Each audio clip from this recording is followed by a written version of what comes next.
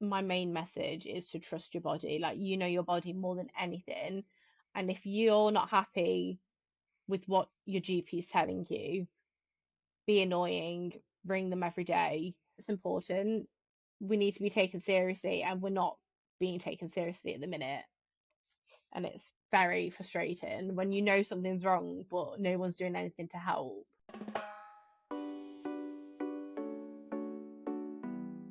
Welcome to Carpe, Seizen, a podcast by young adults with epilepsy for young adults with epilepsy. Young Adults with Epilepsy is a nonprofit that provides completely free peer support groups and monthly workshops to young adults with epilepsy. If you can, consider donating down below to help keep our lights on and support young adults around the globe. Today I'm talking to Jessie, an epilepsy advocate on TikTok. How are you today, Jessie? I'm good. I'm very excited to talk to you today. It's very, very exciting. That's all I.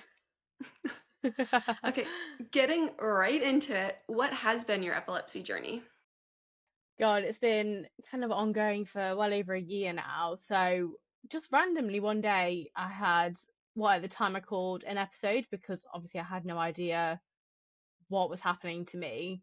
Turned out it was a seizure, and this was October of last year. So it seems a lifetime ago. And I was having like maybe 10 a day. Like, it was horrendous. And obviously not knowing what it is, that's the scary part. Like, you're thinking, what am I going through? Like, what is happening to me? And it was the first one was a night after a house party. So I just thought, like, is it my hangover? Like, am I just having like a funny turn? But obviously it wasn't. So then I kind of just sat on it. I don't know why. I just sat on it and I was like, they might just go. It might just be because I'm exhausted or like overworked at work. I don't know. And then it was because I had one in front of my mum and dad. So I was having these before in the middle of the night when I'm working from home on my own, like that kind of thing. So no one was like experiencing me having them. So when I did have them in front of people, my mum was like, Jess, that's not quite right. Like, I think you're having seizures. So then she, like, mums being mums, was like, we're booking you an emergency appointment. So the next day I had an appointment. It was a bit of a ordeal with my GP. He was just like, at first he diagnosed me with anxiety, which probably does go well hand in hand with it. But I've always had anxiety, but it's just something that you kind of crack on with, isn't it? And I just was like, yeah, maybe it's just like got a bit worse, whatever. And then it was only when mum was like, it's not that, you need to go back. I went back and he was like, you need to get your story straight, giving me proper sass. And I was like, sorry, but you're the one that in the first place told me that it was panic attacks. Like, now I'm telling you that I don't think it is. So it took ages battling with them to be like, take me seriously, which is why I got into doing the TikToks, because from speaking with how many girls that have got in touch with me, that no one's getting taken seriously in this. But that's another topic that we'll get into, I'm sure. So then I finally get an appointment for an EEG scan, which, the wires to the head, you know about that, obviously. Um and an MRI scan. So I had the wires first, and that picked up minor frequency, but then it was the MRI that showed that there was a mass there that turned out to be a tumor, which obviously you never think that that would happen to you. Like, it's a complete like turn of events where I was just like, surely not, this is not real. So then I had to then make the decision of how we wanted to deal with this, if I wanted to have surgery to remove it, if I wanted to live with it, all that kind of thing. But with the epilepsy, it was just I was put straight away onto meds that did reduce them, didn't completely turn them off. I think it was because it was kind of up until I had the surgery that's when it was more likely that they would stop, whether it was the fact that the tumor was pressing on a part of the brain that triggered them, that caused it, which thank God, otherwise I would never have known I'd have this tumor. So as much of a nuisance epilepsy is, it did somewhat save my life. Do you know what I mean? Like, it's Yeah. like my mum, bless her, she's always like, we'll be like out having drinks and she goes, cheers to epilepsy, with a glass. And I'm like, okay, mum, if that makes you feel better. But it's quite a nice way to look at it. Like, it's the best of a bad situation, if that makes sense. So then I had the surgery, whatever, and now I had radiotherapy to deal with. the remaining bit of my tumor. And the radiotherapy, one of the biggest side effects was returning symptoms pre-surgery, which for me was epilepsy and my seizures, and I was having 20 seizures a day, like intense. But my seizures aren't your fit seizure, mine are the focal seizures. So what's it, TLE? Temporal lobe epilepsy. Mhm. So like, your deja vu, you you feel like you're not on the planet, that kind of thing. It's horrible. Like it's the most I can't even to this day describe how they feel.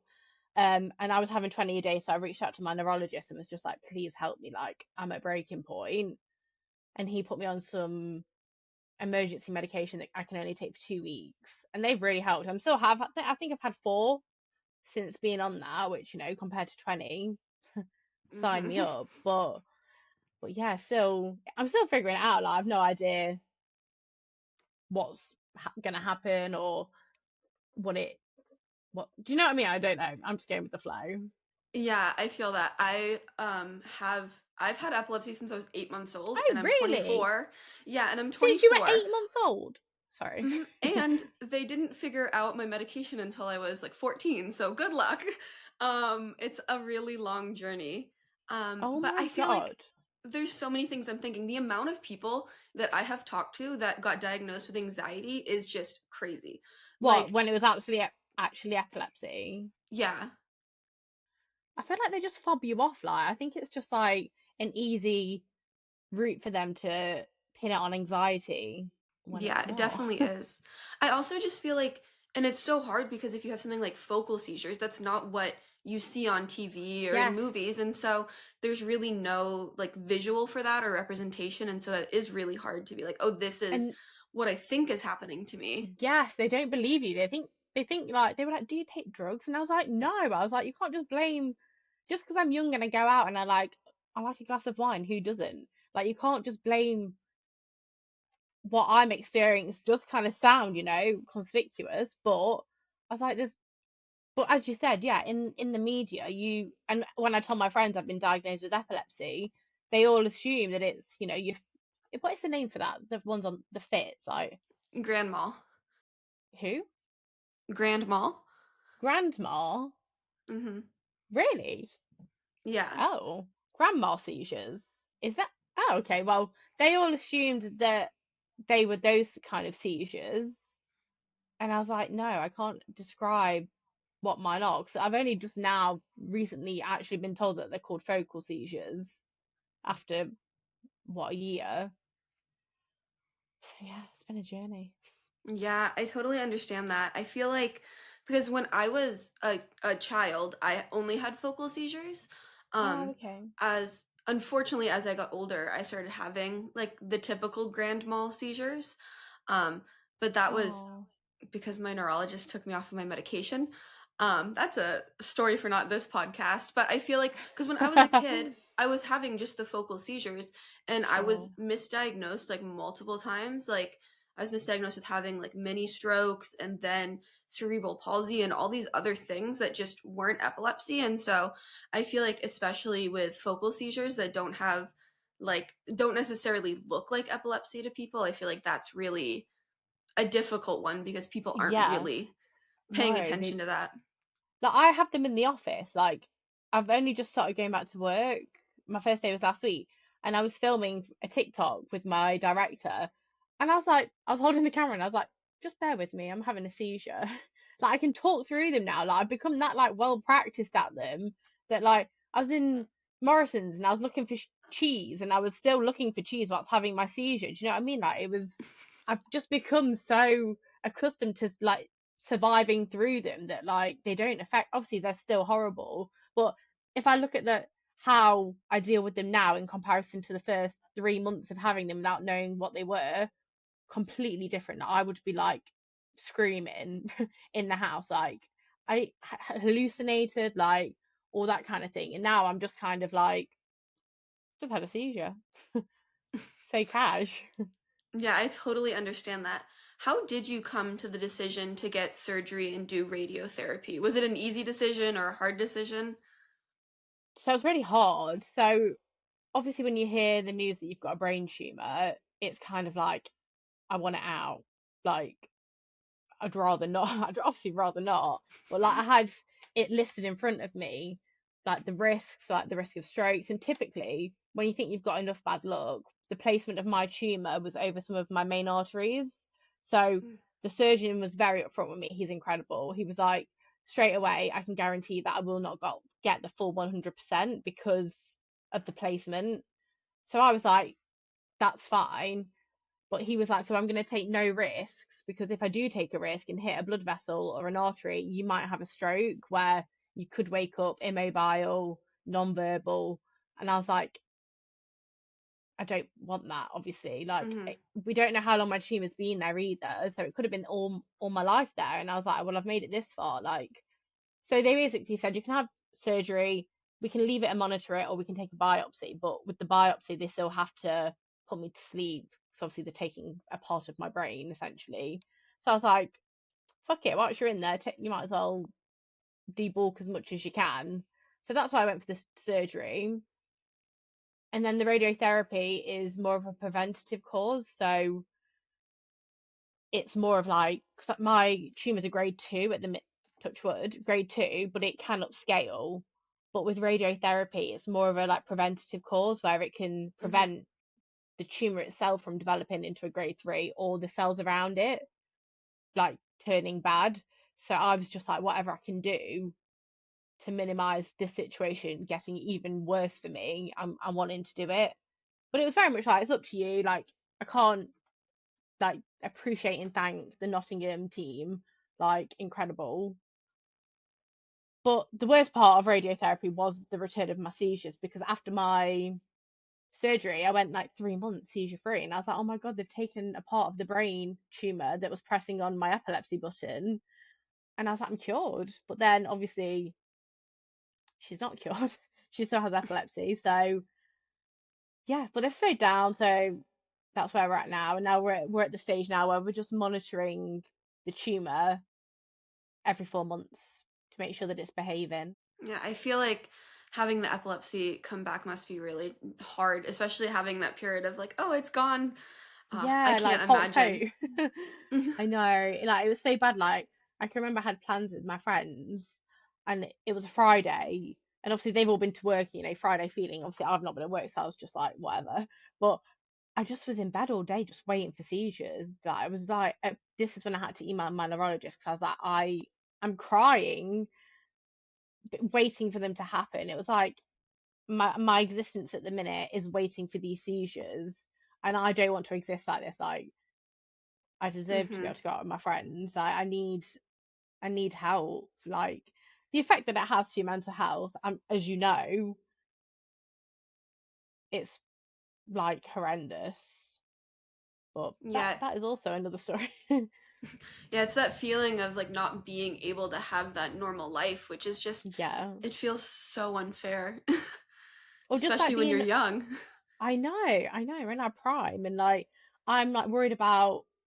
It sounds so stupid, but I say in my TikToks like I'm embarrassed that if I have one in, like say, the wild, like not my home, and like I and people don't know how to react, or if I freak out, or like I went for a run, my first run after my surgery, and I was like, this is a milestone for me. Like I feel incredible, and then I had a seizure on my own in the street, which I've never had one on my own in public before.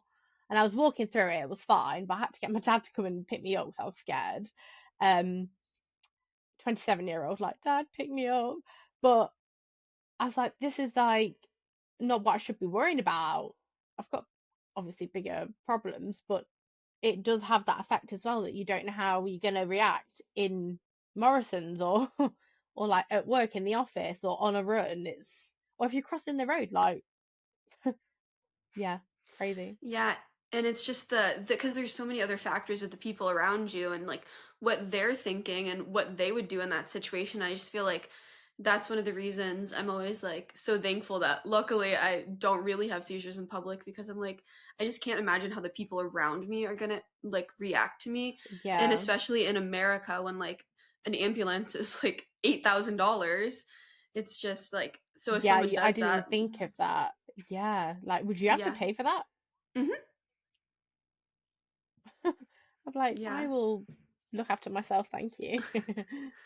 exactly. Oh, I'm sorry that you have to think of those things. Yeah, it's a fun healthcare system here. Oh, doesn't How help. I'm Yeah, I'm wondering how social media has impacted your journey, and what you hope to accomplish by sharing your story. If you want to talk about that a little bit, I know you Yeah, have had an impact on other people, so I just want to hear about that. sure. So it all started like I work in marketing, so like I've always been doing TikToks, but for a business or whatever. So I've always been immersed in like TikTok and that kind of thing. But then it was whilst I was waiting for my MRI results and my EEG results that I saw this girl. Her name's Lucy. I found her last night on my TikTok and I messaged her, but I'll tell you about that in a minute. I saw her TikTok and she explained everything that I was going through, and I'd not seen anything or by anyone explain these focal seizures. And she was like, I've had deja vu, I have like this strange sensation, like the smells, the tastes. And I was like, I sent it to my mum and I was like, Mum, this is what I'm having. And obviously, mum's being mum. She was like, Jess, don't think the worst. Like, we don't know what it is yet. Obviously, trying to settle me down. But then, obviously, after I was diagnosed with it, and it was exactly the same as what she was diagnosed with, I was like, I need to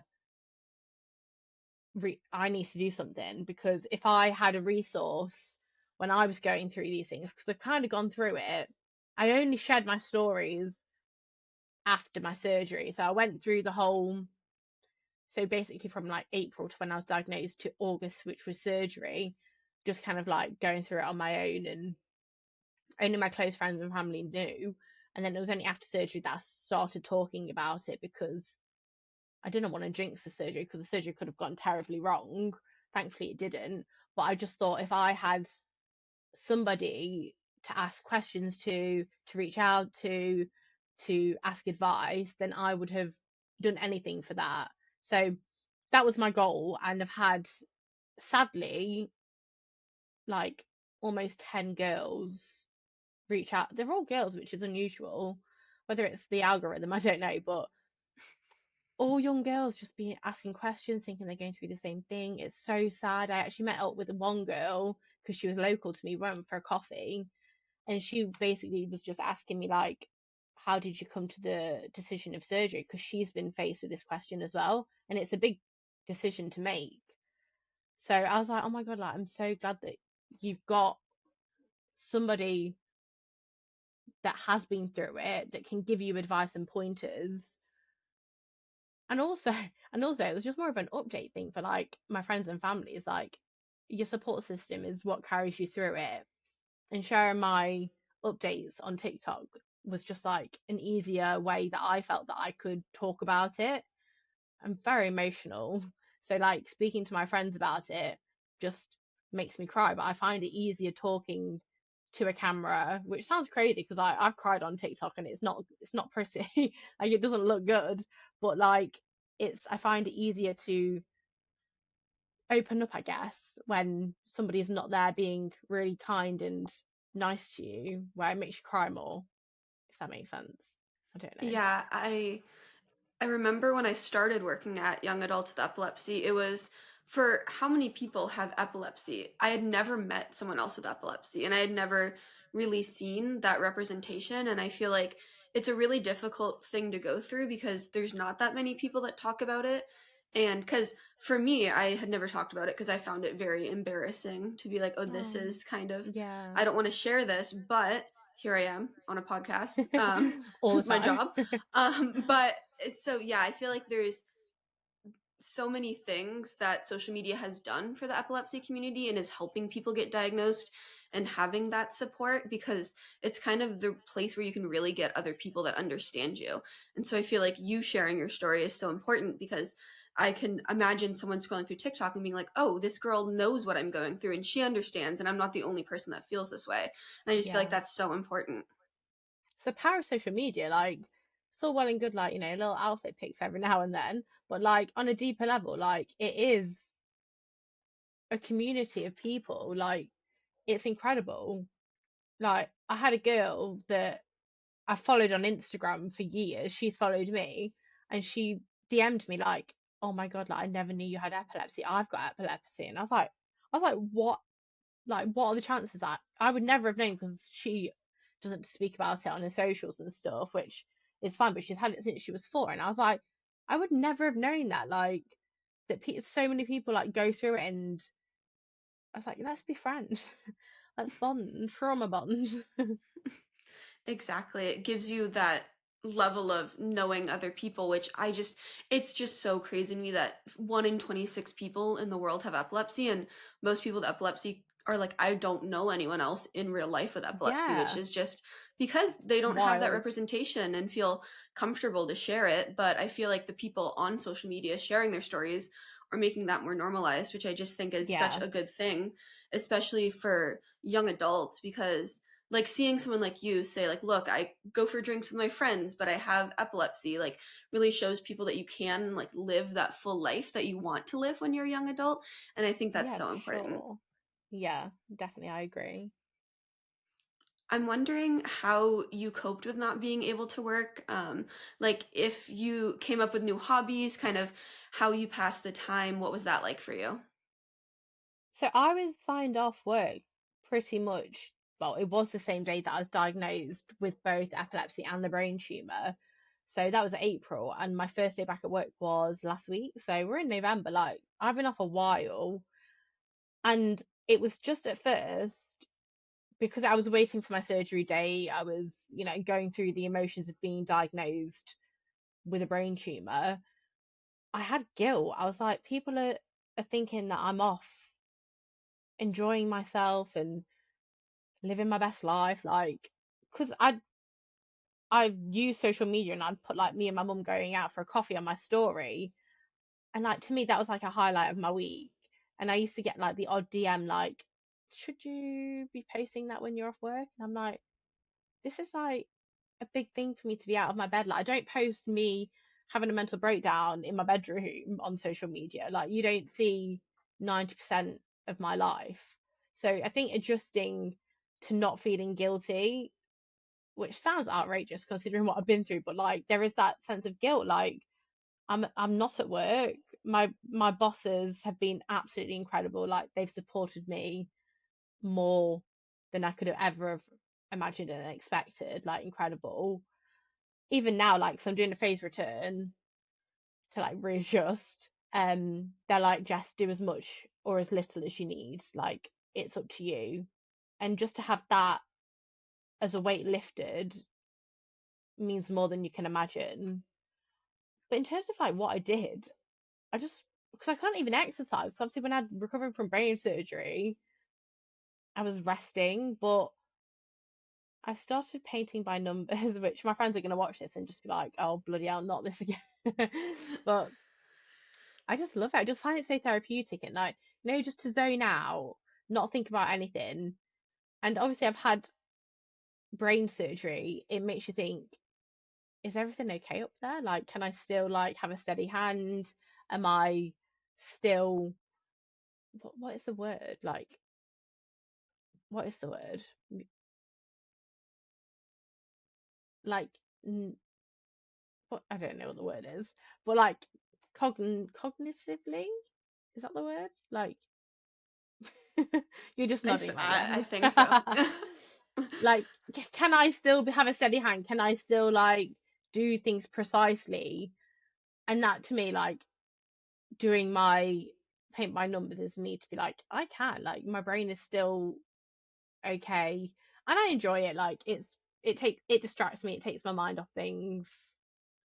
But that's what I've been doing, walking now that I can do things again, seeing friends. Like, my friends are stupidly supportive and have been there for me beyond. And also, my friend Lauren, she has a friend called Phoebe that I'd not met until Saturday, just gone. And she's like to her friend, she said to Lauren, I'm running 3 marathons.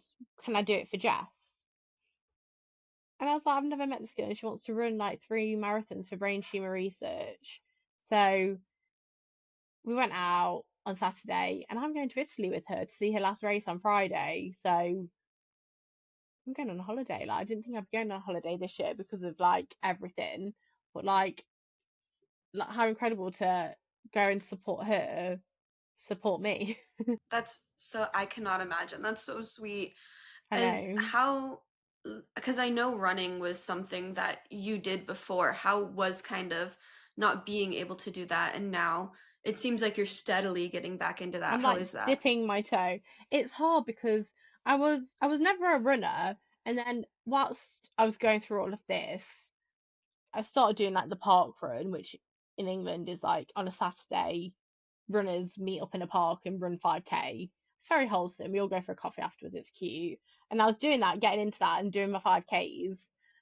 And then this happened. And then I was just like, it's thrown me. And then I did my first 5K after my surgery. And that's when I had my first seizure back. So I've said all week, I was like, I'm going to do a run this week, but I'm scared. I think I'm scared that I'm going to have a seizure. But I spoke to my oncologist and I was like, would my run have triggered my seizure? She was like, no, Jess, it was the radiotherapy. So I think in a couple of weeks, maybe once the radio side effects have calmed down, I'm going to get back into running because it was like an achievement for me. And like you're running it and you're struggling and you're thinking, if I can beat brain surgery, like I can run 5K. Hmm. Do you know what I mean? Like that's what gets me like through it. I'm like, if I can do that, I can do this. Yeah, the just feeling of I can do hard things. I know I I can do it now. know. Yeah, I've done it. Yeah. I'm wondering what advice you have for other people, whether that's people going through trying to get a diagnosis or maybe trying to deal with the decision of surgery, those kind of things. So trying to get a diagnosis, like my main message is to trust your body. Like you know your body more than anything. And if you're not happy with what your GP is telling you, be annoying, ring them every day, go back, demand second opinions. If you get past that stage and you get to the hospital and it's like, I was supposed to have a 12-month waiting list, but thank God got a cancellation. But I was ringing every day. Like I was on term, first name term basis. Is that the phrase? First name basis with the receptionists at the wards, and I was like, Nikki, is there a cancellation? She's like, no, Jess. And then finally she rang me back and was like, Jessie, like there's a cancellation. I was like, oh my God, like, and that's how I got fast tracked because I was annoying. Like I harassed these poor receptionists every day, but it's got me a year ahead of where I could have been. Do you know what I mean? So my message is trust your Yeah. body, be annoying, harass the receptionist, which I bet receptionists might hear this and think, oh, for fuck's sake. But but I'm sorry, but like it's important. We need to be taken seriously, and we're not being taken seriously at the minute. And it's very frustrating when you know something's wrong, but no one's doing anything to help. I feel like that's such a hard. I remember, like, I hate advocating for myself, and that's something that I've been learning now, being like 24, and I really kind of have to do it for myself now that I'm not. I can't just call my mom every time and be like, "Can you I call know. my doctor?" Which is Like, can like you book me an appointment? I know, like literally still a year ago, I was like, Mom, can you tell them to stop being mean to me? But I feel like it's just like something that you have to learn. And I feel like, yeah, that advice is so good because it is like just you're the only person in your body. So you really truly know how Yeah, you're feeling. especially when you can't describe it to anyone else. Like, no one could understand what I was going through. And I was like, my mum couldn't get across my anger. So I was like, I have to be the one that has to step up and be like, give me an appointment. Yeah. Um, I'm wondering, thank you so much for talking to me today. If there's Oh. anything you want to plug, social media, etc. Probably just if you're wanting to relate or wanting to speak to someone, like I'm always, you know, happy to share advice, my experiences. Probably my TikTok, which is just Jessie May Lambert. And on there, you'll find also the GoFundMe page, which is Phoebe's contribution for the brain tumor research. Um, so you know, if you want to read more about my experience on there, what she's doing, that's all on there too.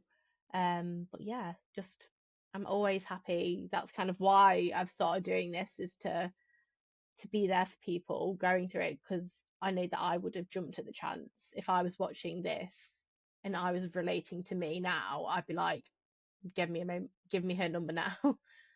But yeah, no, that is probably what I would say. Well, thank you so much for talking to me today. I really appreciate it. Well, thank you for having me on. No, it's been a pleasure. Thank you so much for watching this episode of the podcast. As a reminder, we have all the links in our descriptions to sign up for our peer support groups, our monthly workshops, and any other opportunities and events we have.